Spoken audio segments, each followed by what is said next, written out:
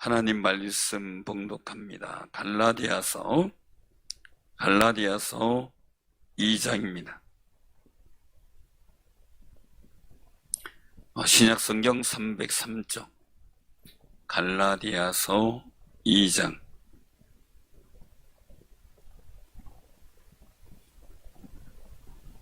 자, 교독합니다.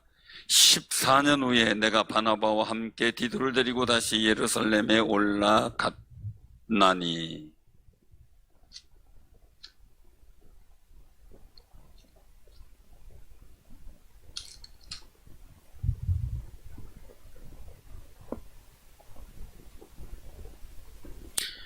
그러나 나와 함께 있는 헬라인 디도까지도 억지로 할례를 받게 하지 아니하였으니 이는 가만히 돌아온 거짓 형제들 때문이라. 그들이 가만히 온 것은 그리스도 예수 안에서 우리가 가진 자유를 엿보고 우리를 종으로 삼고자 함이로되, 그들에게 우리도 한시도 복종하지 아니했으니 이는 복음의 진리가 항상 너희 가운데 있게 하려 함이라. 유력하다는 이들 중에 본래 어떤 이들에게 상관이 없으며 하나님은 사람을 외모로 취하지 아니하시나니 저 유력한 이들은 내게 의무를 더하여 준 것이 없고 도리어 그들은 내가 무할라제에게 복음 전함을 맡은 것이 베드로가 할례자에게 맡은가 같은 것을 보았고, 베드로에게 역사하사 그를 할례자의 사도로 삼으시니가 또한 내게 역사하사 나를 이방인의 사도로 삼으셨느니라.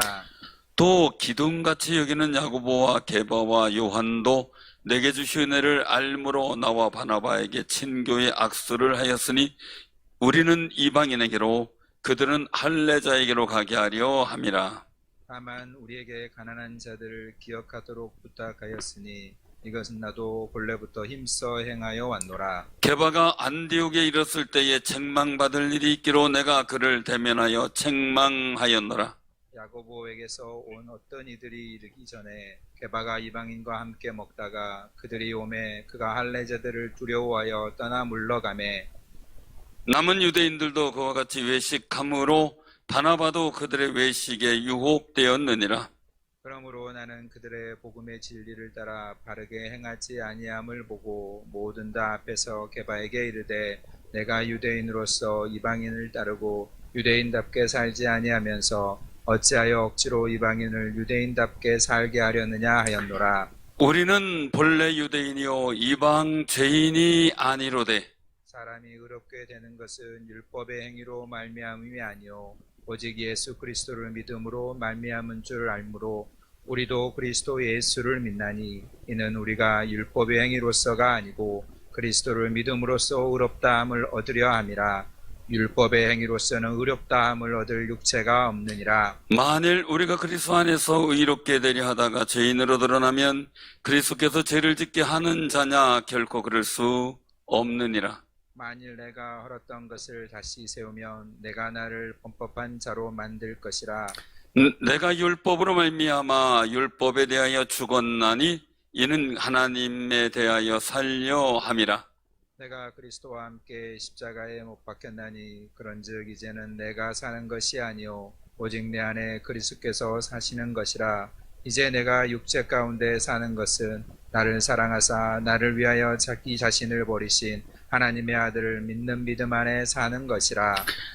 다 같이 합니다. 내가 하나님의 은혜를 패하지 아니하노니 만일 의롭게 되는 것이 율법으로 말미암으면 그리스도께서 헛되이 죽으셨느니라. 아멘. 오늘 이 말씀을 통해서 같이 은혜를 나누고자 합니다. 예루살렘 방문 사건을 통해서 보여졌던 그 상황 속에 이 신앙의 본질과 그 은혜를 강조하고 있는 귀한 부분인데요. 오늘 말씀 속에서 이 일들 통해서 보면 14년 후에 즉 예루살렘을 방문했던 그 당시 변화받아서 다메섹 도상에서 변화받아서 그리고 아라비아 광야에 있다가 다시 와서 예루살렘을 방문했고 그 다음에 14년 지난 때를 말씀을 하고 있어요. 그래서 오늘 말씀 속에서 보면은 굉장히 중요한 부분을 말씀하죠. 2절에 보면 계시를 따라 올라갔다가 이방 가운데서 전파하는 복음을 그들에게 제시하되 유력한 자들에게 사사를 한 것은 내가 다름질하는 것이나 다름질하는 것이 헛되지 않게 하려 함이라 라고 말씀하고 있어요. 우리가 복음에 관해서 우리가 기억해야 될 그런 부분들이 오늘 본문 말씀 속에 있는데요. 우리가 믿음 안에서 어떻게 살까라는 고백이에요. 믿음 안에서. 우린 믿음 안에서 살죠. 이 믿음 안이라고 하는 일들. 이 믿음은 뭐예요? 예수님에 대한 믿음이고, 그리고 하나님의 말씀을 받는 믿음을 말하고 있어요. 말씀 받는 믿음. 자, 그럼 우리가 이 일들 속에서 기억할 것은요. 하나님의 말씀은 우리에게 삶의 지표요 원리가 돼야 되겠죠. 그런데 유대인들은 어떤 관점을 갖고 있느냐라는 거죠. 이거면 이제 우리가 복음의 사람들 속에서 복음의 사람들 속에서 있어지는 일들인데, 중요한 것은 유대교의 일들은 율법이라는 거죠. 율법이라는 것이 있었죠. 율법. 이것은 유대교의 일들이에요. 유대교. 그럼 이렇게 생각을 해봐야 돼요. 복음과 율법 속에서의 삶 속에 지금까지는 모세를 통해 얻어진 율법 속에 살았어요. 그런데 이제 예수님이 오고 나서는 우리가 복음 안에서 살게 된 거죠. 복음 안에서. 그래서 율법은 할례를 얘기를 해요. 할례 받았냐 안 받았냐. 할례라는 것은 설명 안 해도 잘 알겠죠. 오늘 흔히 우리가 학생들하고 뭐 젊은 사람 얘기하는 고래잡이 부분이에요. 남자들에게만 해당되는 거죠. 근데 이 복음이라고 하는 일들은 할례가 영적 할례를 말씀하고 있어요. 예수님의 십자가, 즉 사도 바울이 늘 얘기했던 십자가의 도를 말씀하고 있는 거죠. 십자가의 도를 말씀하고 있어요. 복음은 이 할례, 율법의 일들 속에서 할례는 율법적 근거죠. 자, 그러면 이 할례의 일들 속에서 오늘 말씀 속에서 보면, 오늘 3절에 보면 그렇게 말씀하셔요. 나와 함께 있는 헬라인 디도까지도 억지로 할례를 받게 하지 아니하였다. 왜냐면 이 거짓 형제들 때문에 가만히 들어온 것, 그리스도 안에서 우리가 가진 자유를 엿보고 종으로 삼고자 했다.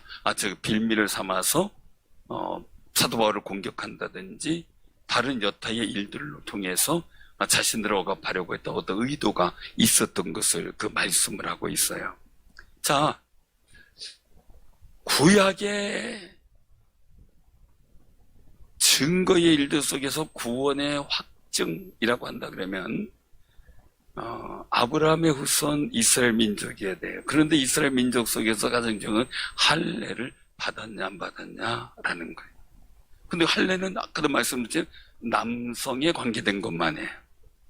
그러니까 이 부분 속에서의 일들을 통해서 보면 유대인들이 가장 강력하게 주장할 수 있는 게 할례 받았냐, 우리 할례 받았으면 우리 선민이고 안 받았으면 선민이 아닌 거예요. 그래서 이방인들이 만약 유대인들과 함께 이스라엘 민족과 함께 하게 되면은 이방인들에도 할례를 받게 하는 그런 일들이 구약 성경에서 나오죠. 그런데 굉장히 우리가 기억해야 될 게 있어요. 그래서 뭐냐면요, 그동안은 그랬을런지 몰라도 율법 속에서의 관점 속에 할례가 언약의 표징이었을지 몰라도 이제는 뭐예요? 언약의 표징이 복음이에요. 예수님 자체, 예수님의 십자가의 은혜가 우리에게 있어서 확증을 주는 거예요. 다른 게 될 수가 없는 거죠. 다른 게. 그래서 오늘 여기서 말씀하고 한번 보시기 바랍니다. 어제 5절이죠. 같이 한번 봉독합니다. 시작. 그들에게 우리가 한시도 복종하지 아니하였으니 이는 복음의 진리가 항상 너희 가운데 있게 하려 함이라. 아멘. 흔들리지 않는 것. 자, 유대인들은 구원의 증거를 잡고 할례를 갖고 얘기를 해요. 우리 복음 안에 있는 사람은 예수 십자가를 갖고 얘기를 하는 거예요. 달라요. 그런데 만약에 사도 바울이 눈치를 보고 여기는 디도에게도 할례받게 하고 이렇게 하게 된다면 자기가 아닌 일도 속에 구원의 방편이 바뀌는 거예요. 여러분들 꼭 기억하시기 바랍니다. 잘못된 사람들은 구원의 방편을 자꾸 다른 걸로 얘기를 해. 또 있다라는 얘기로. 심지어 예수님의 십자가는 실패한 것이고 또 다른 감람나무 구세주가 있다라는 얘기를 하고 있어요. 사실 이 모든 것은 낭설인 거죠. 그리고 억측인 거죠. 우리가 꼭 기억하시길 바랍니다. 예수 그리스도의 십자가는 우리 구원의 완성이에요. 우리 구원에 관계된 근본적인 문제가 뭡니까? 죄죠. 죄의 문제를 해결하기 위해서 구약에서는 짐승의 피로 우리 죄사함의 일들을 해결했어요. 그런데 예수님께서 십자가에서 단번에 죽으심으로 이제는 두 번 다시 피해 제사를 드리지 않아도 예수 그리스도 안에 있는 사람에게는 죄사함이 있으므로 그 예수 그리스도의 이름을 믿음으로 우리가 하나님 앞에 나아갈 믿음의 담력을 얻게 되는 거예요. 거룩한 은혜가 우리에게 있는데 자꾸 다른 방편을 이야기를 해요. 그래서 그 부산에 있는 어떤 사람은 자기가 모세와 같은 지도자다 이렇게 신격하는 사람이 있는데 그 사람의 일들의 얘기는 뭐는 얘기를 합니까? 예수 믿어도 4단계 회개를 통하지 않으면 구원받지 못한다. 그래서 4단계 회개를 해야 된다라는 그런 얘기를 하는 이상한 분이 있어요. 이상한 분이. 회개는 단계 중요한 게 아니라 회개했느냐 안 했느냐가 중요한 거고요. 그래서 회개는 세상을 바라보던 하나님을 떠나서 외면하고 돌아서 가던 그 자체가 하나님께로 돌아오는 과정이 회개란 말이에요. 탕자가 나가서 호랑방탕하고 다 망가졌다가 이제 아버지의 그 그늘이 생각이 나고 은혜가 생각나서 돌아오는 그 길 과정이 바로 회개란 말이에요. 회개의 방법의 일들 속에 주님 앞에 돌아섰다는 의미가 중요한 거지 너 몇 단계 거쳐야 돼 이게 아니라는 거예요. 그런데 그렇게 얘기를 하면서 지금까지 우리가 믿었던 거 다 헛믿음이다 라는 엉뚱한 식의 얘기를 하는 경우가 많아요. 여러분들 꼭 기억하시기 바랍니다. 예수 그리스도의 십자가는 가난한 자든 부한 자든 연약한 자든 지혜로운 지식이 많은 자든 무식한 자든 상관없이 오직 예수를 믿는 그 사람에게 구원을 주시는 거룩한 하나님의 은혜의 통로인 줄로 믿으시기 바랍니다. 그거예요. 그러니까 이 복음의 진리가 항상 너희 가운데 있게 하려 함이라. 흔들리지 않는 거예요. 근데 마귀는 자꾸 흔들어요. 혼자 하와가 선악과를 바라보는데 마귀가 와서 어떻게 해요? 흔들어요. 말씀에 대한 확신을 흔들어요. 야, 저거 먹으면 정령 죽으리라 말씀하는데 저거 먹으면 죽냐? 죽을까 하노라. 그건 뭐예요? 먹으면 살 수도 있는 가능성이 있는 의심이 드는 거죠. 하나님 말씀은 자꾸 희석을 시켜요, 사단은. 그래서 하나님의 말씀을 자꾸 변조하려고 하죠. 여러분들과 꼭 기억해야 돼요. 이제 약사법이 있고 의료법이 진행이 되던 중에 제일 첫째로 터진 게 뭡니까? 바로 대체조제라는 거예요. 대체조제. 그래서 의사 선생님이 어떤 일들에 대해서 처방전을 써주면 거기에 무슨 약이 있어요. 이걸 가지고서 약사가 마음대로 할 수가 없잖아요. 그대로 해야 되죠. 물론 없는 경우 동일한 어떤 약으로 변경될 수는 있었는지 몰라도 다른 엉뚱한 약을 넣을 수가 없는 거죠. 복음은 우리가 대체 조제가 되면 안 돼요. 복음은 복음으로만 돼야 돼요. 근데 율법을 주장하는 사람은 너희들 아무리 예수 믿어도 할례 못 받으면 이방인이야, 구원 못 받아, 우리 하나님 백성이 아니야 라는 얘기를 하는 거죠. 그럼 어떻게 돼요? 예수 믿고 나 구원받았다는 사람이 마음에 의심도 들고 걱정도 되고 염려가 되는 거죠. 그런 일들 속에서 어떻게 해요? 바로 여기서 말씀하는 거예요. 복음의 진리가 항상 너희 가운데 있게 하려 한다는 얘기는 흔들리지 않고 굳게 그 믿음 가운데 살아가도록 하려 하신다라는 거예요. 하려 하신다. 제가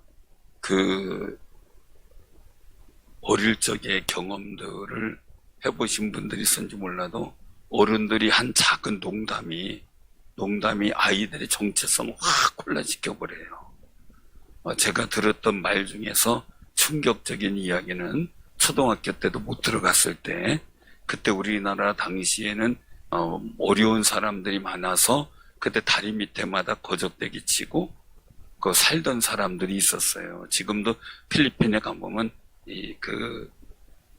홍수나면 다 떠내가겠지만은 다리 밑에다가 판자로다가 해가지고 사람이 한 명이 쭉 기어 들어가면 잘 정도의 공간을 만들어 놓고 살아가고 있는 걸 보게 돼요. 그것도 만들어 놓고 임대를 줘요. 이 아래 칸서부터 이렇게 기어 들어가요. 좀 하네요. 딱 누우면 딱 맞아요. 근데 그 정도로 해놓고 옛날 생각이 나요, 우리나라. 그래서 거적대기 해놓고, 우리는 그 정도는 아니죠. 거적대기 해놓고 그냥 바닥에 펴놓고 그냥 여러 사람 자고, 집이 없으니까 그랬던 때가 있었어요. 근데 잘 살고 있는데도 불구하고 어린아이 되고 동네 어른들이 장난을 쳐요.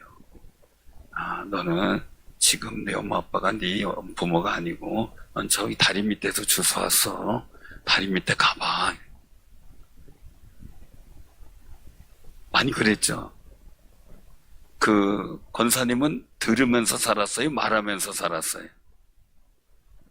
들어보셨네. 피해자예요. 피해자. 저는 그 말이 지금도 너무 충격적이어서요. 그 다리 밑에 가가지고 이렇게 이제 다리가 있고 뚝방이 있잖아요. 뚝방에서 한쪽에서 한쪽으로 앉아가 저기를 바라보면서 우리 부모가 저기 있나. 그랬던 적이 있어서. 그 말이 그냥 농담 삼아 한 말인데 흔들려 버리는 거예요. 나중에 이제 그게 농담이었다는 걸 알게 됐죠. 나중에서야. 근데 정체성이에요. 그리고 나서 진짜 우리 부모 아닌 거 아니야? 조금 혼내키면 어때요? 엄마 맞아? 지금 그런 농담 안 해도 막 아빠 뭐 혼내키면은 나는 두서운 자식인가 뭐 이런 생각 안 되잖아요, 아이들이.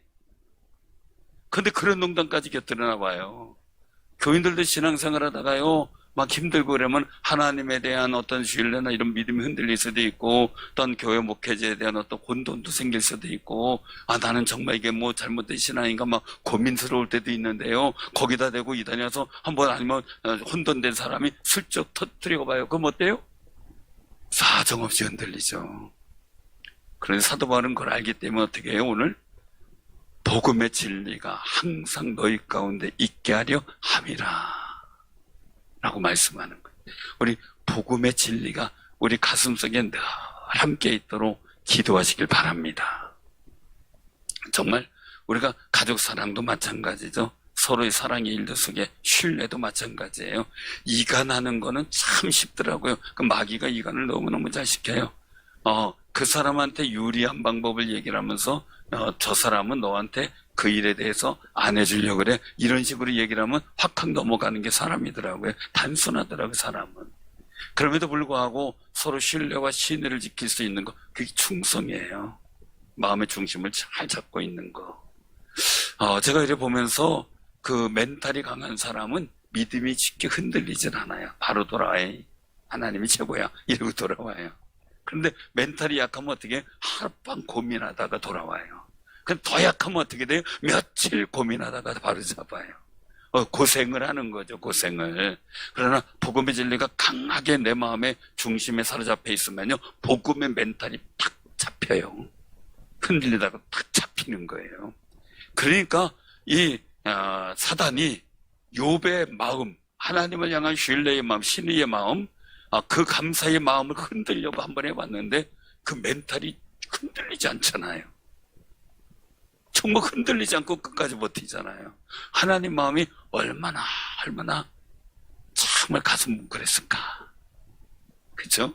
누군가가 여러분들 믿어준다는 말이 누군가 다른 사람을 통해서 저 사람 마음이 그렇게 힘들어도 당신을 그래 믿고 있어. 얼마나 이게 참 이상한지 몰라 막 하고 얘기를 하면요, 얼마나 마음이 흐뭇해요. 그죠? 하나님의 마음이 그렇다는 거죠. 사랑하는 성도님들, 복음의 진리 가운데 항상 있기를 원하는 이 갈라디아 교인들을 향한 사도 바울의 심령이 오늘 하나님께서 우리를 향한 마음인 줄로 기억하시기를 바랍니다. 이 거룩한 모습.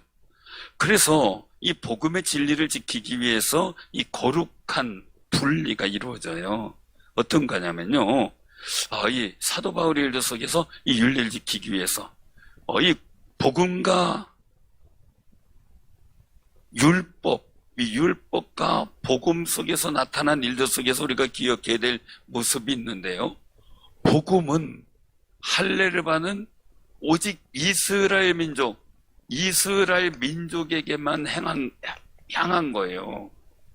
근데 이 복음을 통한 십자가의 은혜는 첫째는 유대인에게요.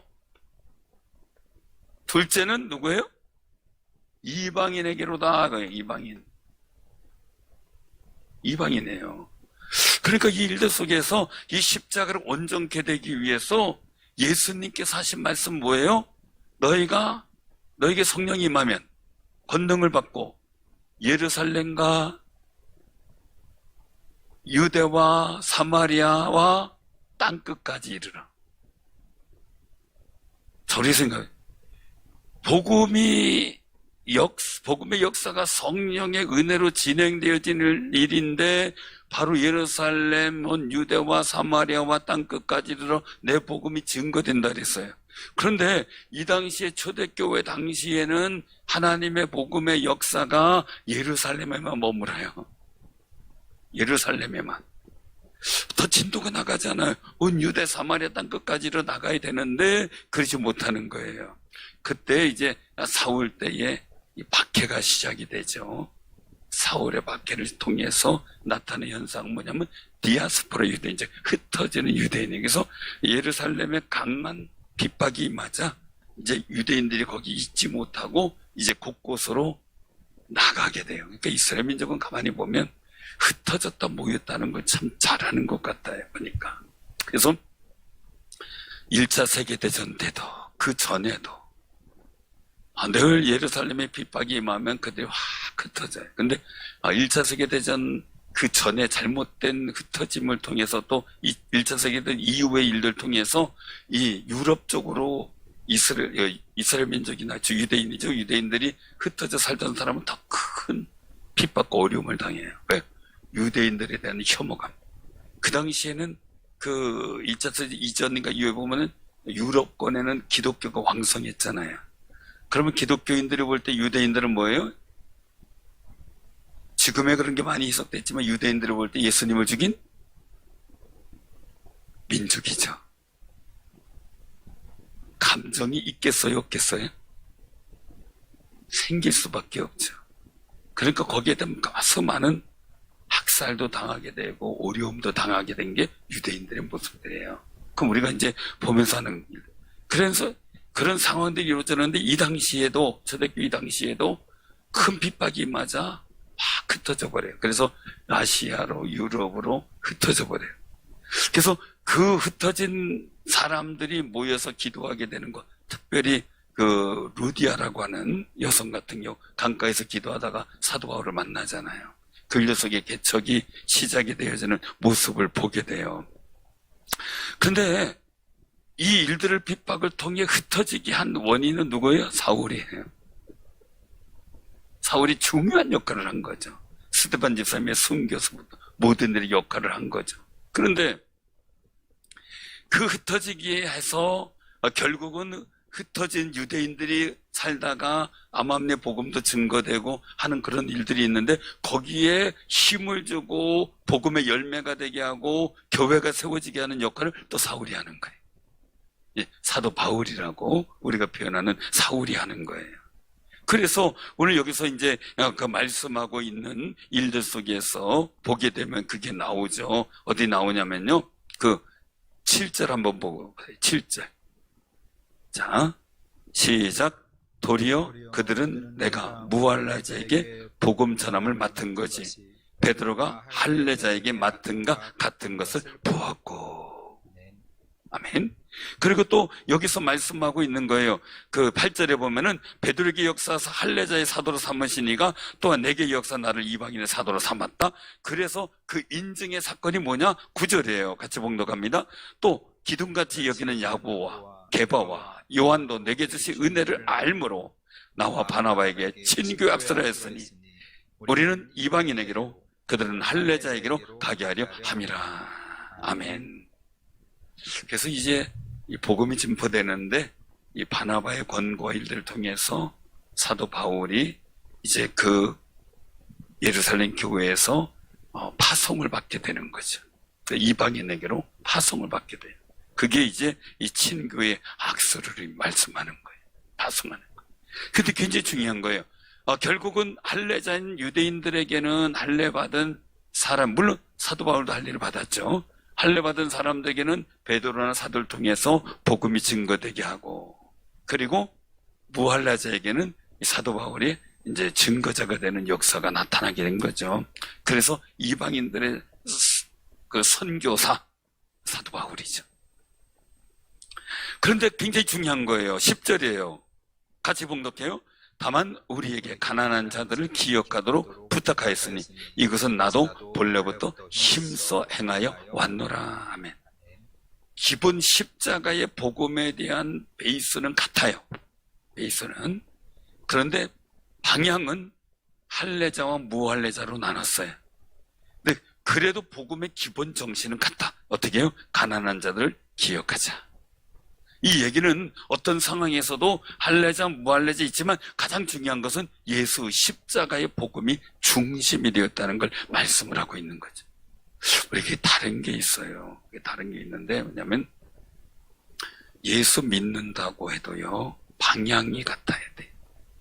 예수 십자가의 방향이 같아야 돼. 그런데 복음을 믿는다고 하면서 자꾸 인본주의적 사고를 갖고 얘기하는 사람들이 참 많이 있어요.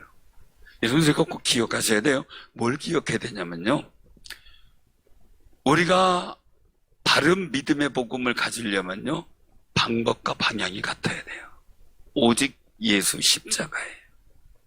그런데 예수를 믿는다고 하면서 교회 다닌다고 하면서 꿈꾸는 방향이 다른 경우를 참 많이 보게 돼요. 그런 경우가 왕왕 있어요. 그게 어디냐면요, 아까 말씀드린 대로 얘기를 하는 4절에 이미 이는 가만히 들어온 거짓 형제들 때문이다 라고 얘기해요. 거짓 형제들 때문. 이들의 일들 속에서는 무엇을 의미하는가? 영재주의나 잘못된 사람들의 관점을 두고 말할 수도 있지만, 굉장히 중요한 것은 자신을 나타내고 자신의 의의를 나타내 보이려고 하는 사람들이 있었다는 것은 제가 그동안 계속해서 말씀을 드렸던 바예요. 고린도 교회나 이런 데 봐도. 그래서 목표가 하나님이 아닌 자신의 의의를 나타내려고 했던 목표가 있었던 사람들, 이런 사람들이 할 수만 있으면 예수 그리스도의 십자가의 복음을 흔들리게 해서 우리가 방향이 흐트러지게 만들려고 하는 일들이 있었다는 거죠. 이것은 오늘날도 계속 마찬가지예요. 그러므로 우리가 정말 우리는 이방인으로서 무할례자로서 구원받은 사람들이에요. 그런 사람으로서 내가 복음의 진리를 지키고 이 가치를 보존하는 것, 내 가슴 속에 담겨진 이 복음의 가치를 보존할 수 있는 책임, 그건 내가 해야 될 일이죠. 정말 우리가 꼭 기억하셔서 이 복음의 가치를 위해서 힘써 행하는 귀한 삶이 되시기를 바랍니다. 우리가 이 복음의 가치를 지키지 못하면 안 되는 거거든요. 그런데 이제 게바가 누구? 베드로죠. 베드로가 안디옥에서 조금 좀 나쁘끄러운 상황을 직면하게 돼요. 왜냐하면 공개석상에서 이 사도 바울에게 책망을 듣는 상황이 생겨죠. 베드로 하면 누구예요? 예루살렘 초대교회의 대표예요. 사도들 중에서도 수제자예요. 대표격이에요. 내가 누군데 이럴 수 있어요. 그게 사도 바울의 모습 속에서도 인정을 하는 거예요. 그런데 이제 오늘 여기서 말씀 속에서 보면 야고보에서는 어떤 이들이 이르기 전에 상황이에요. 베드로가 이방인들과 함께 먹고 있어요. 음식을 나누는 식탁의 교제를 나누고 있는 거예요. 근데 야고보에게서 어떤 이들이 거기에 오기로 연락이 된 거예요. 그들은 분명히 할례자요, 유대인들이에요. 자, 유대인들의 사고 속에서 뭐가 중요하냐면 율법주의 안에서, 이게 그냥 복음 안에서는 없었지만 율법주의 안에서 이방인들과 유대인의 어떤 랍비나 어떤 종교적, 영적 위치가 있는 사람이나 이런 사람들이 이방인들과 함께 음식을 먹는, 간단한 식탁에서 앉아서 먹는 것은 굉장히 부정하게 봐요. 굉장히. 그래서 예수님께서도 사마리아인의 지역에 가가지고 우물가에서 여인에게 마실 물 좀 달라고 했을 때, 이 사마리아 여인이 이상하게 생각하잖아요. 우리하고 상종도 안 해던 사람인데 갑자기 말을 하고 떠주는 물을 달라 그래요. 식탁에 그저도 어린 반프러지도 없었는데 말이에요. 그러니까 이상하게 보는 게 그 당시 모습이에요. 근데 제자들도 보고 사마리아 여인하고 얘기하는 거 보니까 낯설은 거죠. 그런데 여기 이제 베드로가 이방인들하고 먹고 있어요. 유대인들이 온다 하려니까 어떻게 돼요? 갑자기 부담스러운 거예요. 또 뭔 군소리 들을까? 아니면 또 어떤 비난을 들을까 해가지고 어떻게 돼요? 오늘 여기서 보니까 두려워하여, 이거예요. 할례자들을 두려워하여 떠나 물러가 그 자리를 피했다. 그 자리를 피했다. 그래서 외식했다라고 해서 13절에 말씀하세요. 베드로가 일어나 떠나니까 어떻게 돼요? 남은 유대인들도 자리를 우르르 일어나서 그 자리를 피하는 거예요. 안 먹은 척 한 거지. 그 자리에 안 앉았던 척 한 거죠. 사랑하는 성도님들, 이게 참 어려운 거예요. 옛날에 물론 이단 기업이지만 맥콜이라는 음료수가 나왔던 때가 있었어요. 요즘에는 그런 거 안 하지만 옛날에는 슈퍼 앞에 저기서 적힌 마루 테이블이 있었죠. 들마루가 있었어요. 그럼 지나가다가 음료 사가지고 그냥 거기서 먹든지 이제 이렇게 하는데, 목사님이 전도 활동하고 이렇게 하다 너무 목이 마른 거예요. 그래가지고 가서 맥콜을 사가지고, 그래서 옛날에 지금은 컵 절대 안 주죠. 종이컵 쓰라고. 근데 그때는 옛날 물컵을 꼭 줬어요. 물컵 달라면 줬어요. 그때가 나온 게 유리컵인데 거기에 꼭 맥주 로고가 붙어 있어요. 꼭 맥주 로고가. 그래가지고 생각 없이 이분이 맥콜 달라 그래가지고, 거의 이제 목회자는 그 당시 안 먹고 그랬는데 생각 없이 그냥 그거 놓고 맥콜을 따라가지고 한 잔 달래가지고 마시는데, 그걸 지나가던 교인이 봤어요. 그래서 소문이 났어요. 목사님이 슈퍼에서 맥주 마시더라. 근데 공교롭게 거품도 나, 이게 또. 콜라는 거품이 안 나는데 맥콜은 거품이 났어요. 또 이 보리로 한 거라 거품이 나고 색깔도 비슷하네. 거기다 컵이 맥주컵이에요. 그래가지고 아주 되게 곤란을 겪었던 그런 경우가 있어요. 그래서 그 목사님도 난감해하고 막 힘들어했던 때가 있었는데, 여기는 그 정도가 아니에요. 이거는 그냥 목회자가 있어서 어떤 윤리상에 있어서 술 마시지 말라 어떤 윤리적이지만, 이거는요, 유대인들이 이방인들 같이 먹는 거, 이런 거는요, 보통 부정한 일이 아니에요. 그러니 안 두려웠겠어요? 그 베드로가 일어나서 자리 피하니까 유대인들 따라서. 근데 그걸 사도 바울은 외식이라고 표현해. 외식했다. 외식은 뭐예요? 속과 겉이 다르다. 예수님께서 외식하는 자다. 그래서 겉은 하얗게 그냥 백석회를 발랐으나 속은 시체에 썩은 거죠. 사망인 거죠. 겉은 영생을 소유한 자 같으나 속은 사망이 있는 그 모습을 바리새인들이 하고 있었기 때문에 책망을 가진 거예요. 그러니까 여기서도 어떻게 돼요? 그들은 복음을 믿고 이방인들도 유대인들도 누구든지 예수 믿으면 예수 십자가의 은혜로 죄사함 받고 하나님의 자녀가 되고 영생을 소유했다는 그 복음의 진리를 전하면서, 이제 유대인과 이방인 상관없이 우리는 구원받은 자로서 한 형제로서 하나님의 아들로서 교제할 수 있고, 우리가 서로 믿음의 동역자로서 일을 할 수 있다는 그 고백을 하는데도 불구하고 눈치 보고 일어나서 그 자리를 피한 거예요. 저도 많이 생각해봐요. 왜냐면 학생 때 신앙생활 처음 시작했을 때 말이에요. 물론 가톨릭 다니면서 그런 절대적인 어떤 믿음이나 이런 것들을 가지지 못했어요. 그러나 절대적인 믿음을 제가 가졌음에도 불구하고 간혹가다 내가 예수 믿는다는 사실을 숨길 때가 있었어요. 솔직한 얘기로. 그 숨기고 싶을 때도 있었고. 왜냐면 그 당시 친구들끼리 있다 보면 여러 가지 교회에 대한 비난도 얘기하고 막 이럴 때가 있거든요. 저도 그 자리를 슬그머니 피하고 싶을 때가 많이 있었어요. 그때 생각해보면 참 지금 와서는 참 부끄럽다 이 생각을 해요. 물론 신앙이 작았기 때문에 잘 몰랐기 때문에 이렇게 얘기할 수 있어도 중요한 건 하나님께서 보실 때 얼마나 속상했을까. 여기서 바울의 심정은 그 심정이에요. 베드로가 일어났을 때 그 외식하는 일들 속에 복음을 전하면서도 그 행위 자체는 바르지 않았다. 그래서 14절에 보니까 복음의 진리를 따라 바르게 행하지 아니함을 보고 많은 사람들 앞에서 유대인으로서 이방인을 따르고 유대인답게 살지 아니하느냐. 어째 역대로 이방인을 유대인답게 살게 하겠느냐.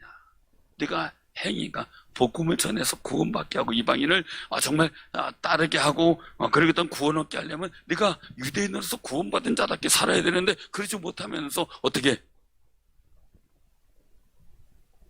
구원받은 사람답게 살아가자고 얘기하겠느냐. 이런 의미가 되죠. 사랑하는 우리 꼭 기억하셔요. 우리가요 자녀들 보기에 정말 내가 그리스도인답게 당당한 믿음의 모습을 보일 수 있으면 좋겠어요. 자녀 앞에. 그리고 다른 사람들 앞에서도요 내가 정말 당당한 그리스도인으로서 살아간다는 모습을 보일 때 하나님은 우리에게 정말 박수를 보내시기도 하지만 뭐예요? 축복과 은혜를 더하여 주실 줄로 믿으시길 바랍니다. 우리가 자신 없어서 복음의 목소리, 기도의 목소리, 그리고 어떤 전도의 목소리가 작아진다면 나는 어디에 대하여 살고 있는 것인가? 어디에 대해서? 내가 하나님의 말씀에 반응을 보여야 될 거룩한 백성인데 하나님의 말씀에 반대되는 방향의 일들에 내가 반응을 보인다면 나는 어디에 대하여 산 자인가? 라는 고민을 사도 바울이 하고 있는 거예요. 우리가 말씀하고 있는 거죠. 이 15절에 보니까 우리는 본래 유대인의 이방 죄인이 아니로되 사람이 의롭게 되는 것이 뭐냐? 율법의 행위가 아니지 않느냐? 오직 그리스도를 믿는 믿음으로 말미암는 줄을 알지 않느냐? 우리가 그리스도 예수를 믿으니까 이제 율법의 행위로서가 아니라 그리스도를 믿음으로써 의롭게 함을 받았다. 이것 아니면 우리가 의롭게 할 의롭다 함을 받을 어떤 율법의 행위 얻을 육체 이 모든 게 아무것도 아니지 않느냐. 그러니까 오직 믿음으로써 그리스도 예수를 믿는 믿음으로써 의롭다함을 얻었다. 그거 아니면 구원받을 육체 없다. 율법 행위로서 아니지 않느냐.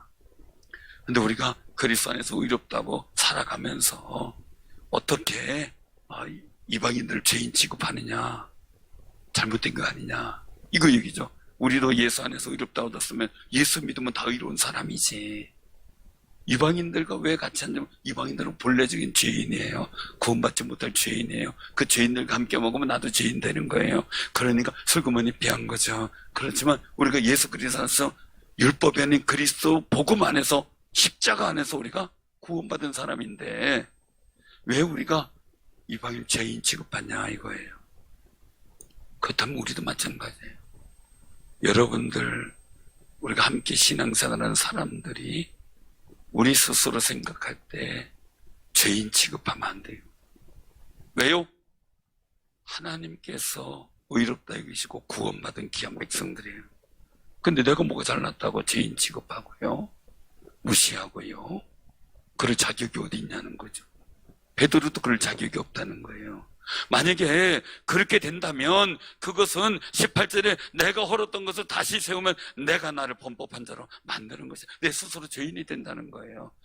이방인 구원받았어. 그렇게 선포했어요. 그리고 어떤 고넬료 가정 사건 속에서도 베드로는 고백을 했어요. 이방인에게 성령을 주셨고 구원을 주셨다고 고백을 했어요. 그럼에도 불구하고 그들을 죄인처럼 슬퍼머니 피하려고 하니까 너 구원받았다고, 죄 없다고 이방인들도 구원받았다고 선포해놓고 이 죄인 취급하면 어떻겠냐. 그럼 우리 스스로 나 자신을 범법한 자로 만드는 거다.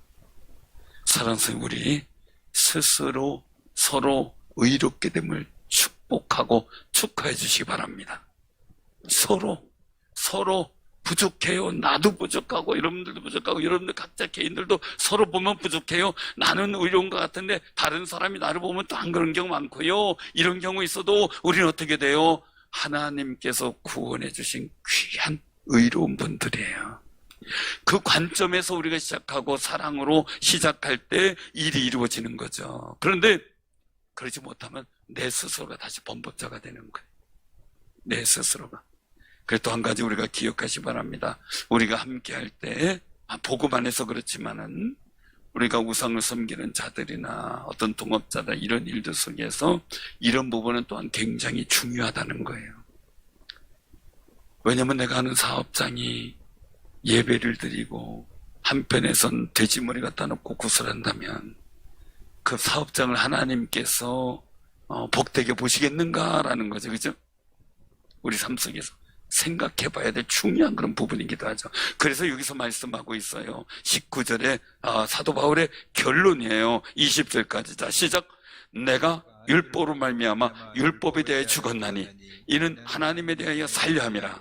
내가 그리스도와 함께 십자가에 못 박혔나니 그런즉 이제는 내가 사는 것이 아니요 오직 내 안에 그리스도께서 사시는 것이라. 이제 내가 육체 가운데 사는 것은 나를 사랑하사 나를 위하여 자기 자신을 버리신 하나님의 아들을 믿는 믿음 안에서 사는 것이라. 아멘. 율법에 대해 반응했어요. 죽었어요. 하나님에 대해 살아요.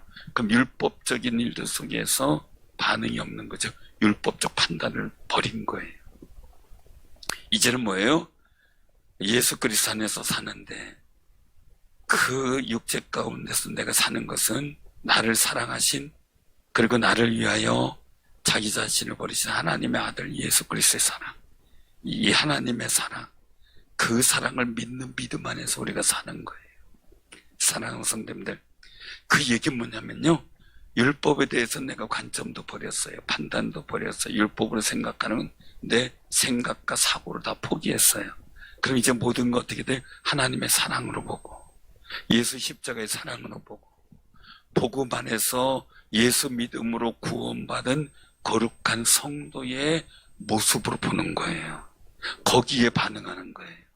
우리는 아직 옛날의 반응을 자꾸 보이고 있어요. 사사로이 사람 반나라고 미워할 때가 많아요. 그러나 꼭 기억하세요.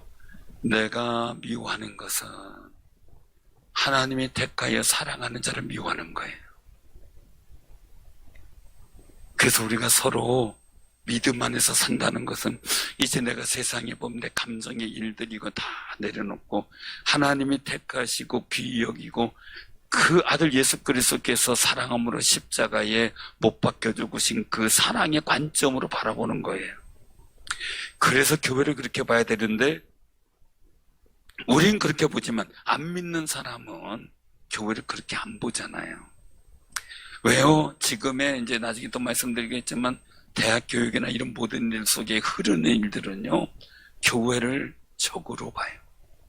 인문학에서 강의라는 것을 제가 이제 철학이나 사상 속에서 되어지는 일들을 보게 되면 지금 대학생들이 왜 신앙을 자꾸 잃어버릴까 고민하면서 했을 때 결론이 그냥 거기에 잘못된 인본주의 사상을 갖고 있는 사람들이 이 적에 대한 생각을 인식을 시켜주는데 우리나라의 적이 북한과 중국이 아니라 미국과 일본으로 가리키고 그 중에 핵심적인 적을 교회로 가리키고 있어요. 그게 지금 인문학이나 사상가들이 가리키는 그런 교육의 방법이에요. 그러니까 대학교 가서 공부하다 보니까 교회가 적이에요. 가족 해체를 하고 그 목적이 가족 해체를 하고 기본적인 사회적인 신분주의 틀을 흔들어서 인본주의 물질적인 틀로다가 바꿔버려야 되는데 그 관점의 일들을 이루려면 가장 큰 적이 교회가 되는 거예요. 그러다가 보니까 교회를 적으로 삼도록 교육을 시키고 있어요. 그게 우리에게 있어서 굉장히 중요한 건데, 그럼 그런 사회적인 흐름이 그렇게 가요. 계속 교회를 적으로 보는 사람들의 비난과 폄하와 이런 일들이 시작이 돼요. 우리가 아무리 잘해도 그건 상관없어요. 왜요? 교회는 이미 그들에게 적이에요. 자신들의 사상과 논리와 자기들의 세계를 만들어가는데 교회가 방해거리라는 얘기예요.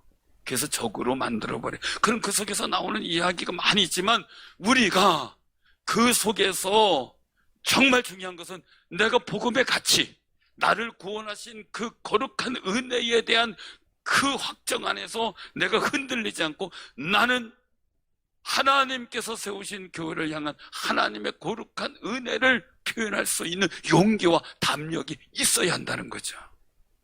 그럴 때 하나님 앞에 우리는 온전한 믿음의 사람이 되는 것이고, 그리고 정말 하나님께서 기뻐하시는 거룩한 복음의 사역에 귀한 협력자의 동역자가 되는 거예요. 사랑하는 성님들, 오늘 꼭 기억하세요. 우리는 세상의 일들 속에서 죽은 자처럼 거기에 반응하는 게 아니라 오직 나를 위해서 십자가에 죽으셨다가 다시 사신 그리스도, 그 아들을 이 땅에 보내신 그 하나님의 사랑과 그 은혜를 믿는 믿음으로 살아가야 되고, 거기에 반응해야 되고, 그 반응된 말과 행동과 그리고 또한 소망이 터져 나와야 돼요. 그래서 여기서 말씀하고 있죠. 21절에 내가 하나님의 은혜를 패하지 않았니 만일 의롭게 되는 것이 율법으로 말미암았으면 그리스도께서 헛되이 죽으신. 자 보세요. 세상이 나를 의롭다고 해야 내가 의롭게 되나요? 세상이 나를 죄인이라고 하면 난 영원히 죄인인가요? 아니라는 거예요. 하나님이 세상이 아무리 더 그랬다 그래도 하나님이 의롭다고 했다는 거예요. 이 은혜를 헛되이 받지 말자는 거예요. 그러면 예수님의 십자가의 죽으심이 내 안에서 헛된 것이 되어버려요. 우리 교회에서 헛된 것이 될 수 있어요. 세상이 아무리 헛된 것으로 만들려고 해도 십자가의 그 사랑과 은혜는 내 마음속에 살아 역사해야 돼요. 우리 삶의 자리에 고백이 터져 나와야 돼요. 그 아름다운 믿음을 선포하고 있는 게 오늘 본문이고요. 이제 이 말씀은 우리를 통해서 여러분들 가정과 세상에 그들의 십자가의 마음을, 이 복음의 진리의 마음을 지키고 확증하며 흔들리지 않고 살아가기를 소원하신 하나님의 뜻이 담겨 있어요. 그 거룩한 은혜를 이루어가는 승리자 되기를 주님의 이름으로 축원합니다.